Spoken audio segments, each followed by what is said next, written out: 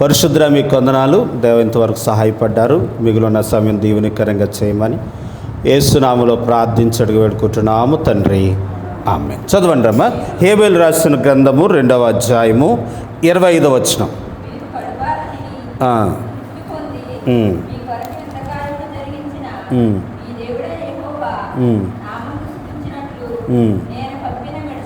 నేను పంపిన మిడతలను, గొంగళ పురుగులను, పసర పురుగులను, చీడ పురుగులను అను నా మహాసైన్యమును తినివేసిన సంవత్సరమున పంటను నేను మరలా మీకు అమర్చాలి. ప్రభునందు ప్రియ దేవుని పిల్లలారా, దేవుని వాక్యము పరిశుద్ధ గ్రంథము సత్యం, వాస్తవం.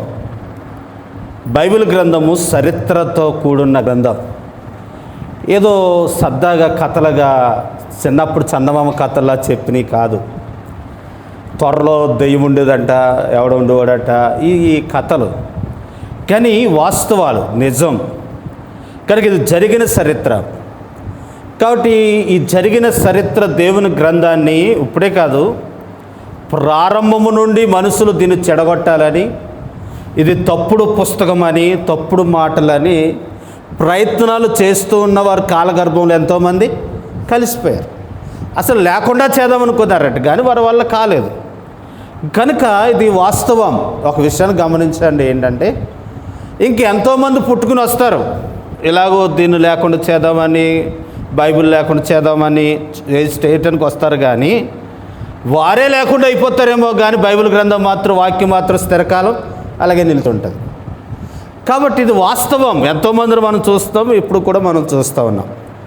కనుక బైబిల్ గ్రంథంలో ఒక చరిత్ర ఏంటనంటే, హేబేలు అనే ప్రవక్త ద్వారా ఇశ్రాయేలులు అనే దేవుని జనాంగముతో దేవుడు చెప్పిస్తున్న మాటలు ఏంటనంటే, వారు దేవునికి మంచి ప్రవర్తింపకపోవటాన్ని బట్టి వారు పండించిన పంటలన్నీ కూడా ఏమవుతా వస్తున్నాయి అని అంటే పాడైపోయినాయి అంట. దేవుడండి ఏవైనా ఒక శిక్ష భూమి మీదకి రప్పించాలనుకున్నప్పుడు, లేకపోతే ఒక వ్యక్తికి రప్పించాలనుకున్నప్పుడు దేవుడు మొట్టమొదటిగా హెచ్చరిక చేస్తాడు.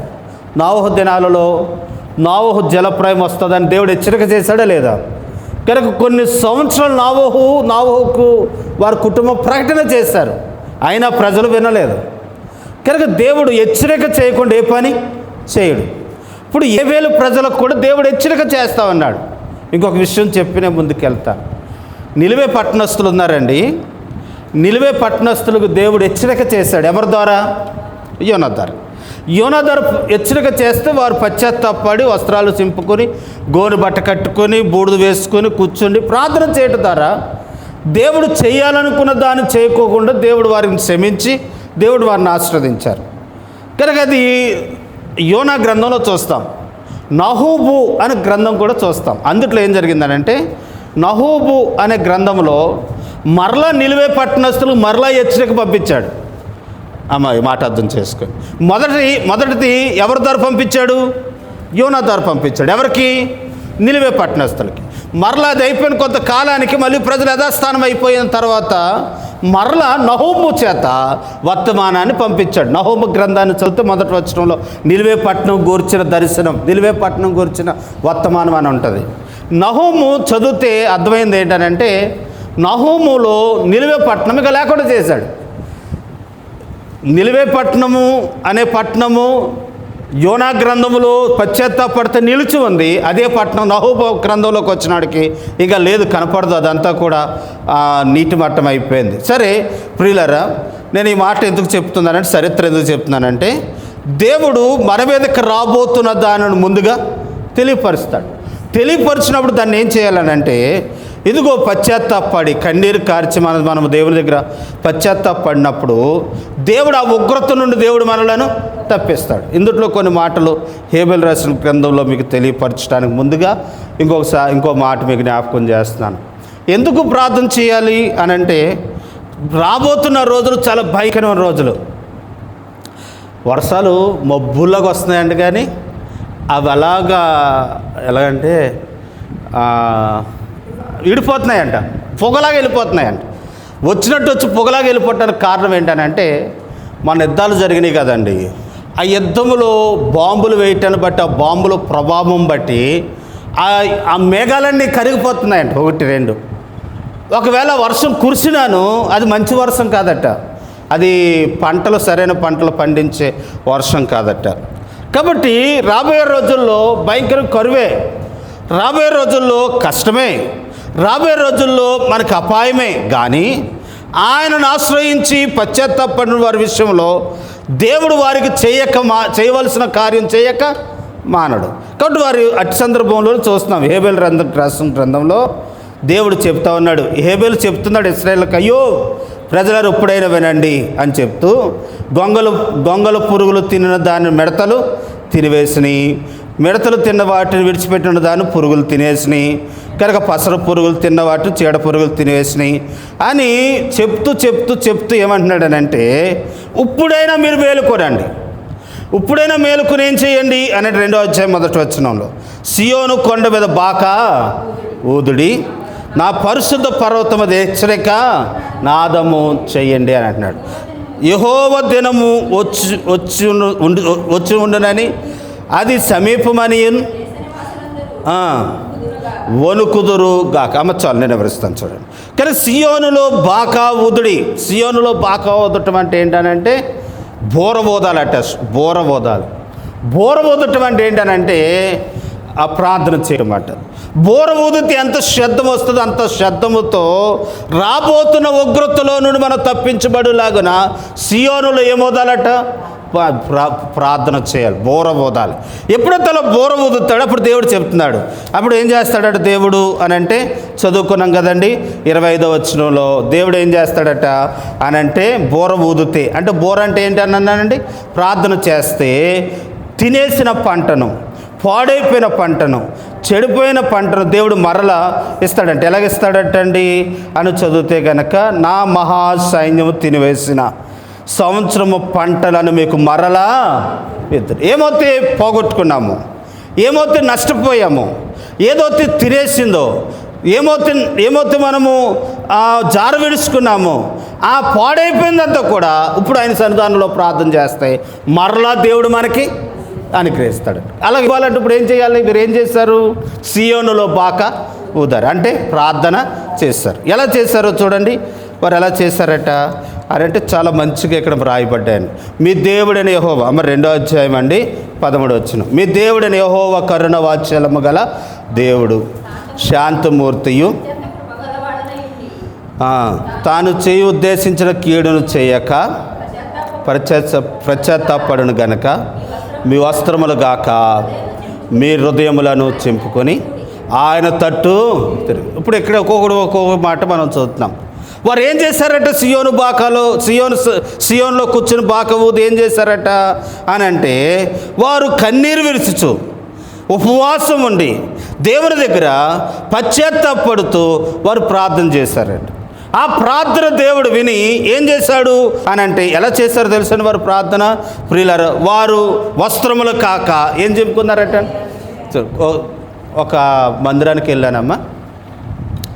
మందిరానికి వెళ్ళినప్పుడు వారు ఆరాధన చేస్తున్నారు. ఆరాధన ఎలా చేస్తారంటే ఒకరు తర్వాత ఒకరు చేయాలన్నమాట. అంటే స్వరమెత్తి గొలమెత్తి చేయాలి. కాములి ప్రార్థన పూర్వకంగా, అయ్యా మా దేవా మమ్మల్ని స్థితిలో ఉంచినందుకే నీకు స్తోత్రాలు అని వారు చేసేసిన తర్వాత ప్రవీణ చేసేసిన తర్వాత శ్యామలాగా, ఇలాగా ఒకరు తర్వాత ఒకరు ఏం చేయాలి?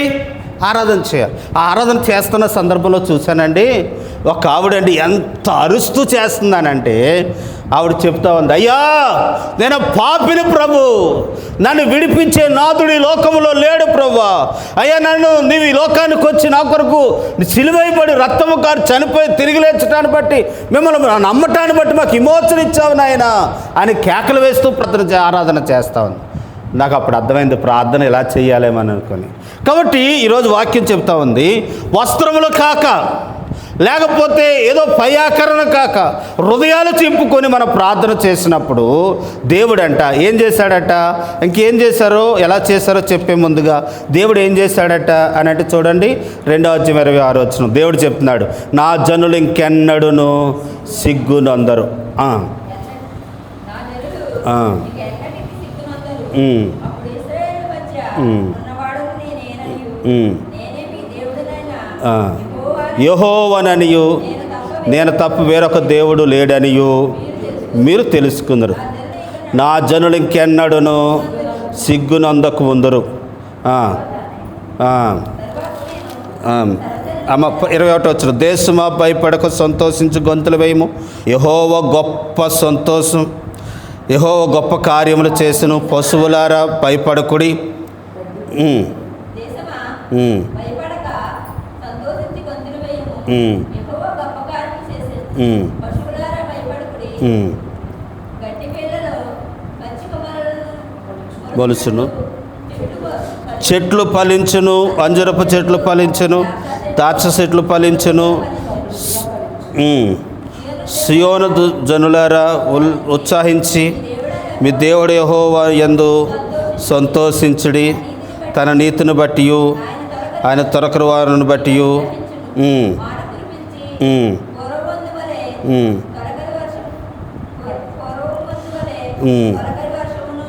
మీకు అనుగ్రహించును. కొట్లలో కొత్త కొత్త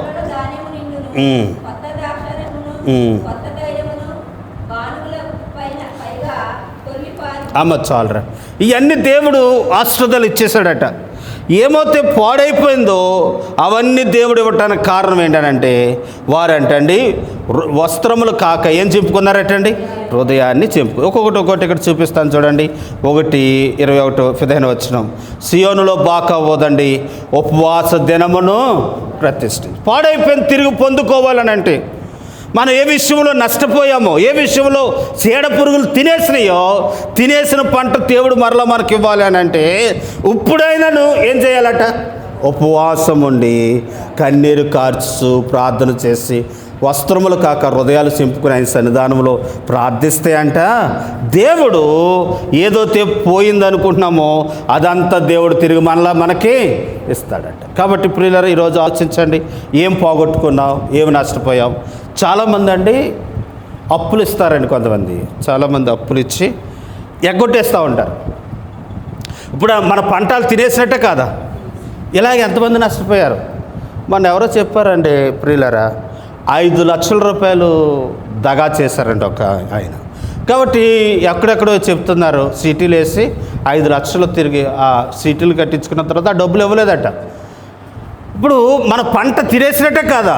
ఇప్పుడు అదే చెప్తున్నాడు. నేను నాకు ఇది గుర్తుకొచ్చింది కదా చెప్తున్నాను, మీకు ఎన్ని పంటలు తినేశారో జనాలు, ఎన్ని నష్టపోయారో, ఎంత నష్టపోయారో. ఈ నష్టపోయిందంతా దేవుడు మనకి ఇవ్వాలని అంటే ఇప్పుడైనా నువ్వు ఏం చేయాలట, ఉపవాసం ఉండి ప్రార్థన చేయాలి. కన్నీరు కార్చి మన హృదయాలు చింపుకొని మన హృదయం కుమ్మరించుకుంటూ మనం ఎప్పుడైతే ప్రార్థన చేస్తామో అప్పుడు దేవుడు మనకు సహాయాన్ని చేస్తాడు. కొంతమంది ఏమనుకుంటున్నారంటే మా డబ్బులు ఎవరు దబ్బలేదండి, మేము బాగానే ఉన్నాం కదా, మీరు దబ్బారు అంటారేంటి అంటే దబ్బబోతున్నారు మాట ఎవరో. అందుకని ముందుగానే ఏం చేయాలి, ప్రార్థన. ఇది హెచ్చరిక. ఈ హెచ్చరికను అంగీకరించి మనం ప్రార్థన చేసినట్టు ఎలా ప్రార్థన చేశారంటే ఇంకను అని అంటే వత దినమును నియమించి ప్రకటన చేయడి, జనులను సమకూర్చుడి. 16 వచనం అమ్మ, 2:16 వచనం, సమాజ కూటములను ప్రతిష్ఠించుడి, పెద్దలను పిలవనంచుడి, చిన్నవారిని సన్నపానములు చేయి బిడ్డలను తోలుకొని రండి. ఎవరు తీసుకుని రావాలట, పెద్దలను తీసుకుని రావాలట, చిన్నపిల్లలను తీసుకురావాలట. వాళ్ళే కదట, పాలు తాగే పిల్లలను కూడా తీసుకురావాలట. ఏమో ప్రార్థనకు రాలేదమ్మా అంటే పిల్లోడు మాట వింటలేదండి, అయ్యో పిల్లోడు ఆ చెయ్యొదలేదండి, ఏడు చేస్తున్నాడండి అని అంటారు. కానీ దేవుడు ఏం చెప్తున్నాడు తెలుసా, ఆ పిల్లోడిని తీసుకుంటురా, పెద్దలను తీసుకుంటురా, లేకపోతే నాయకులను తీసుకుంటురా.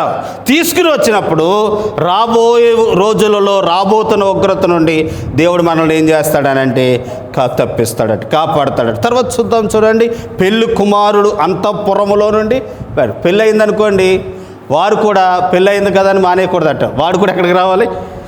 చాలామంది పెళ్ళైన తర్వాత మందిరానికి రారు చాలా రోజులకి. కానీ పెళ్ళైనా కానీ ఎక్కడికి రావాలి, దేవుని సన్నిధికి రావాలి. పెళ్ళి కుమార్తె గదిలో నుండి రావాలట.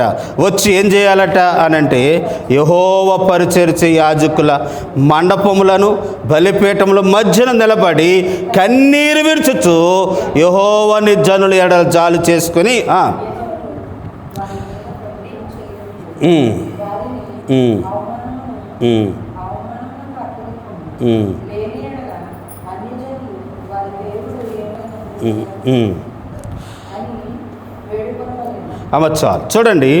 కనుక వచ్చి అలా ప్రార్థన చేసి వేడుకోవాలంట. ఏమని? అయ్యా మరి మీ ఈ కార్యం చేయకపోతే అనుజనులు ఏమంటారట? మీ దేవుడు ఏమాయను అని అంటాడు కదా. ఇప్పుడు పిల్లోడు పేస అవ్వలేదు అనుకోండి, ఏమంటారు మనల్ని? మీ దేవుడు, నువ్వు నమ్ముకున్న దేవుడు ఏమాయాడు? వివాహం అవ్వలేదు, మీరు నమ్ముకున్న దేవుడు ఏమయ్యాడు అని అంటారు. ప్రభువా అలా అనుకుంటున్నట్లు, మీ నామానికి అవమానం కలుగుకుంటున్నట్లు ఈ విషయంలో నాకు సహాయం చేయనని దేవుని దగ్గర ఏం చేయాలట? వేడుకోవాలి. ఇప్పుడు మీరు అర్థం అవటానికి మీరు చెప్తున్నాను. ఈ మాటలు ఎవరు చెప్తున్నారు? ఇశ్రాయేలుకు ఇలా వేడుకోండి అని ఎవరు చెప్తున్నారు? హేబేలు ప్రవక్త చెప్తున్నాడు, దైవజనుడు చెప్తున్నారు. అప్పుడు వారు ఏం చేశారు? దేవుణ్ణి వేడుకున్నారు. దైవజనుడు చెప్పగా ప్రజలు ఏం చేశారు? దేవుని ఈ విధంగా వేడుకున్నారు. అప్పుడు దేవుడు ఏం చేశాడనంటే తినివేసిన పంటనంతా దేవుడి వరకు ఇచ్చాడు. ఇప్పుడు మీకు కూడా చెప్తున్నాడు. కాబట్టి ఇప్పుడు ఏం చేయాలి? మనం వేడుకోవాలి, అడగాలి. ప్రభా ఈ విషయంలో నష్టపోయాను, నన్ను కనికరించు ప్రభా అని ప్రార్థన చేస్తే నష్టపోయిన దాంట్లో నుండి దేవుడు మనలను ఆశీర్వదిస్తాడనే విషయాన్ని మీకు తెలియపరుచుకుంటున్నాను.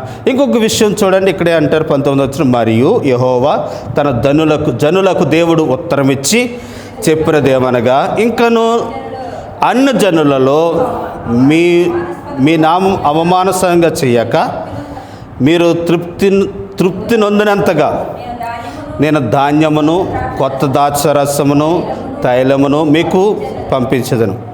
మరియు ఉత్తర దిక్కు నుండి వచ్చి వారిని ఎండిపోయిన వాటిని ఏం చేస్తాడు?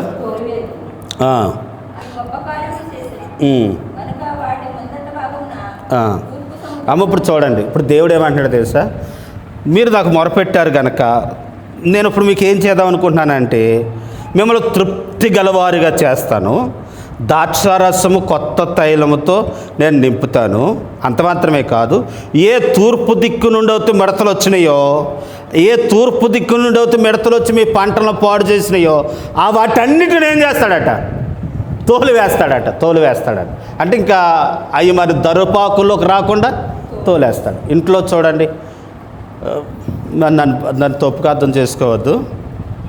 యెషయా రాసిన గ్రంథంలో 5వ అధ్యాయంలో అనుకుంటా, నేను కంచెను తీసివేద్దును అని చెప్పి ఏమంటాడంటే, కంచె తీసివేస్తే కనుక వచ్చిన నష్టం ఏంటంట? కంచె తీసివేస్తే ఆ తోట అంట తొక్కబడుతుందంట, ఆవులు మృగములు తినేస్తుందట, పంటలు తినేస్తాయంట, తినేసేలాగా ఆజ్ఞాపిస్తాడట. 5వ అధ్యాయంలోనమ్మా ద్రాక్షావల్లును బట్టి చెప్పింది ఏమనగా,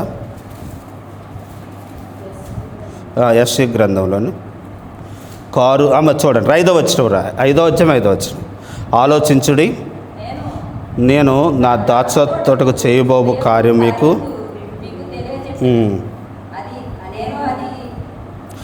నేను అది మేసేసినట్లు దాని కంచెను కొట్టివేదును, అది తొక్కబడినట్లు దాని గోడలను పడగొట్టి దాన్ని ఏం చేస్తానంటున్నాడు దేవుడు. అంటే కంచె తీసేసాడు అనుకోండి, కంచె తీసేసినప్పుడు అంటే దాన్ని మేసేస్తాయట, పొలాన్ని ఏం చేస్తాయి? మేసేస్తాయి. ఈ మాటను అర్థం చేసుకోండి, నన్ను తిట్టుకోవద్దు. మేసేస్తాం అంటే ఎక్కడ లేని బంధువులందరూ వచ్చి అది మళ్ళీ బంధువులు తిడుతున్నారు అనుకోవద్దు. మనమేదో ఉన్న నూనెతో ఉన్న పిండితో అలా చదువుకుంటుంటే మనం దేవుని మాట వినకపోతే వాళ్ళని అప్పుడు దింపుతాడట. ఎప్పుడు? మన పంటను తినేసిలా వాళ్ళని అప్పుడు దింపి వారు తినేస్తారట. తినేస్తే ఇంకా నువ్వెప్పుడు ఎదుగుతావు? నీ పంట అంతా వారు వీరు తినేస్తే నువ్వెప్పుడు అభివృద్ధి అవుతావు? కాబట్టి ఇప్పుడు అంటున్న మాట ఏంటనంటే, ప్రియులారా, ఏ పంటనైతే తినేయటానికి వచ్చారో వారందరూ ఇప్పుడు ఏం చేస్తాడు? హేబేలు రాసిన గ్రంథం, వారు తోలు వేస్తాను. ఏ తూర్పు నుండి అయితే మిడతలుగా వచ్చినాయో ఆ మిడతలను ఏం చేస్తానంటున్నాడు? తోలు వేస్తానంటున్నాడు. కాబట్టి ప్రియులారా, ఇప్పుడు మొరపెట్టాలి. మీకు తెలియదు మీ పంట ఎవరు తింటున్నారో, మిమ్మల్ని ఎవరు నష్టపరుస్తున్నారో మీకు తెలియదు. కానీ ఇప్పుడు దేవుని వాక్యం మనం గ్రహించుకున్నప్పుడు ఆ తినేస్తున్న వారిని దేవుడు ఏం చేస్తాడటండి? తోలివేస్తాడు. ముగిస్తానండి ప్రియులారు, ఈ మాట చెప్పేసి ప్రార్థన చేస్తాను. చూడండి, హేబెలు గ్రంథంలోకి వచ్చేయండి. వారు ఎలా ప్రార్థన చేశారట అని అంటే, ఇప్పుడైనను ఉపవాసం ఉండి కన్నీరు విరిచి దుఃఖించుచు రండి.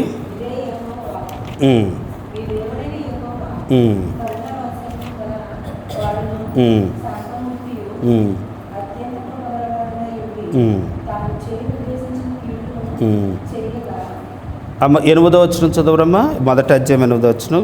పెనుమిటి పోయిన యవనస్తురాలు గోను బట్ట కట్టుకొని అంగలార్చున్నట్టుగా నీవు ఏం చేయాలట? పెనుమిటి యవన కాలమందు పోయిన ఎదవరాళ్ళు అంటండి, వారు ఎంతో ఏడుస్తారని రోధిస్తారట. ఇప్పుడు అలాగ మనం ఏం చేయాలట? అయ్యా నా పరిస్థితి ఇది నాయనా అని దేవుని దగ్గర అంగలార్చాలంట. అలా అంగలార్చినప్పుడు మనం దేవుడు మనకి పాడైపోయిన పంటను దేవుడు ఇస్తాడు. మరలా ఏంటనంటే 17వ వచనంలో 17వ వచనంలో విత్తనము మట్టి బెడ్డల కింద కుళ్ళిపోతున్నది, పైరు మాడి పోయినందున దాని కొట్లు ఒట్టి పోయి. చూసారా, కనుక విత్తనాలు ఇస్తున్నారంట, కానీ ఏమైపోతున్నాయంటండి? కుళ్ళిపోతున్నాయంట. అందుకని ఇంట్లో ఉన్న కొట్లన్నీ ఎలాగున్నాయి? కొట్లంటే ధాన్యం పోస్తారు కదండి. ఇదివరకు అండి పొలాల్లో నుండి వడ్లన్నీ పట్టుకొచ్చండి, ఇంటికాడ ధాన్యము రాసి ఉండేది. ఆ రాశిలో పోస్తే 6 నెలలకో సంవత్సరానికో తీసుకొని ఆడించుకొని అప్పుడు వండుకునేవారు ఆ బియ్యాన్ని. అంటే ఇప్పుడు ఆ రాశులన్నీ ఏమైపోయినాయి? ఒట్టి అయిపోయినాయి, లేకుండా అయిపోయినాయి. కనుక ఇదివరకు బీరువా నిండా డబ్బులు ఉండి, ఇలా చెప్తే అర్థమవుతుందేమో, ఇదివరకు బీరువాల నిండా డబ్బులు ఉండి, ఇప్పుడు బీరువా ఏమైపోయింది? ఖాళీ అయిపోయిందంట.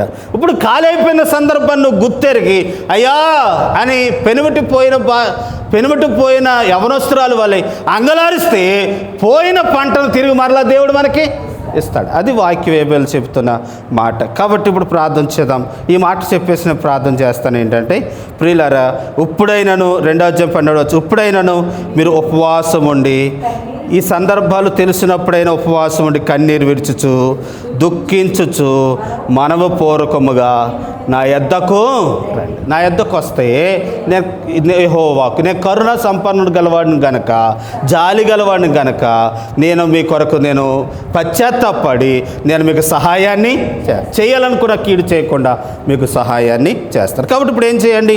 సియోలో బాకా ఊదినప్పుడు దేవుడు తప్పనిసరి మనకు సహాయాన్ని చేస్తాడు. ఇలాంటి సందర్భంలో చెప్తా ఉంటాను ఏంటంటే, ఓ గుడ్డివాడంట తోవ పక్కన అడుక్కుంటున్నాడంట. యేసయ్య అదే దారుగుండా వెళుతుంటున్నప్పుడు ఆ గుడ్డివాడు కేక వేశాడట, యేసయ్య నన్ను కరుణించిన ఆయన, నన్ను బాగు చేయి బాబు అని కేక వేస్తా అక్కడ నువ్వు ఊరుకో అని చెప్తా ఉంటే ఊరుకోకుండా మరీ దగ్గరగా కేక వేయగా యేసయ్య వచ్చి వాడిని పిలిచి వాడిని ముట్టి వాడిని స్వస్థపరిచి బాగు చేసిన దేవుడే, ఈ గుడ్డివాడిని బాగు చేసిన దేవుడే, గుడ్డివారి ప్రార్థన విన్న దేవుడే ఈరోజు మన ప్రార్థన కూడా వింటాడు. వినగల దేవుని సన్నిధానంలో ప్రార్థన చేద్దాం, అంగలార్దాం. ఏదైతే పోగొట్టుకున్నామో అది దేవుడు మనకిస్తాడు, మనకు అనుగ్రహించగల సమర్థుడు అనే విషయాన్ని మీకు తెలియపరుస్తాను. దేవుడు ఏదైనా చేయగలడు, ఆయన ఏదైనా చేయగల సమర్థుడు. కాబట్టి చేస్తాడు. కాబట్టి మనం నమ్మకంగా మనం ఎదురు చూచేవారంగా ఉండాలనే విషయాన్ని మీకు తెలియపరుచుకుంటున్నాను. చాలాసార్లు మనం ఏమనుకుంటామని అంటే, లోకంలో ఉన్న పరిస్థితులన్నీ తారుమారైపోతున్నప్పుడు ఈ పరిస్థితులు మనకేం జరుగుతుంది అనుకుంటాం, కానీ ఆ పరిస్థితుల్లోనే దేవుడు మనకి ఏదో ఒక మార్గాన్ని సహాయాన్ని చేస్తారనే విషయాన్ని తెలియపరుస్తున్నాను. అట్టి కృప దేవుడు మనకి సహాయం దయచేయను గాక. ఆమేన్. చదవండి ఈ మాటలు. అను నా గొప్ప సైన్యము, అను నా మహాసైన్యము తినివేసిన సంవత్సరపు పంటను మీకు మరలా ఇస్తాను. ఏదో ఇంతకాలం పాడైపోయిందో తినేసినాయో అది మరలా దేవుడు మనకి ఇవ్వాలంటే ఇప్పుడు చేయవలసిన పని ఏంటి? ప్రార్థన చేయాలి. అందరూ ఏ విషయాల్లో మనం నష్టపోయామో దేవుని దగ్గర పశ్చాత్తాపడుతూ దేవా నాకు సహాయం చేయను ఆయన అని ప్రార్థన చేస్తే దేవుడు మనకు సహాయాన్ని చేస్తాడు. అమ్మత్ పాడరా.